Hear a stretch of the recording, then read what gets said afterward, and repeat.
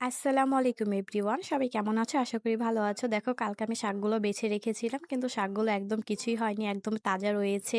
শাকটা কিন্তু আমি ফ্রিজেও রাখিনি, বাইরেও রেখেছি, তাও খুবই তাজা ছিল। আচ্ছা, কোন কোন জেলায় এই পাট শাক দিয়ে ডাল দিয়ে খাও অবশ্যই আমাকে কমেন্টে জানিয়ে যাবে, আর কার কার পছন্দ সেটাও জানিয়ে যাবে। পাট শাক হচ্ছে একটু ঝোল ঝোল করে ডাল দিয়ে রান্না করে খায়, কিন্তু আমার কাছে পুরাটাই অনেক ভাল লাগে, আর পাট শাক ভাজিটাও আমার কাছে খুবই ভালো লাগে। তো দেখো কথা বলতে বলতে এখানে আমার সবকিছু দেওয়া হয়ে গিয়েছে। যেভাবে আমরা হাতে মাখিয়ে বসাই সেভাবে প্রথমে বসিয়ে নিতে হবে। পেঁয়াজ, কাঁচা মরিচ, হলুদের গুঁড়ো, মরিচের গুঁড়ো, লবণ আর হচ্ছে তেল দিয়ে ভালো মতো মাপ মতো পানি দিতে হবে। আর বেশি একটা পানি দেওয়া লাগবে না, কারণ যেহেতু এটা পোড়া পোড়া হবে। তো দেখো আমি বসিয়ে দিয়েছি আর 5 মিনিট পর এটা ভালোই ফুটে আসছে, আর এটা একদম ফুটে নেই আর কি। যখন হালকা হালকা ফুটে আসছে তখনই আমি শাকটা দিয়ে দিয়েছি, কারণ শাকটা একটু সিদ্ধ হতে হবে। এই রান্নাটা একদমই শর্টকাট, কোনো ঝামেলা নাই একদমই, আর খেতেও ভালো লাগে। রান্নাটাও শর্টকাট একদম, আমার কাছে কিন্তু খুবই ভালো লাগে। তো এই তো দেখো এখন শাকগুলো দিয়ে দিয়েছি, দেন শাকগুলো আমি লাস্টে আবার আরেকটু শাকও দিয়ে দিয়েছিলাম, শাক কম হয়েছে, এই তো দেখো আবার দিয়ে দিয়েছি।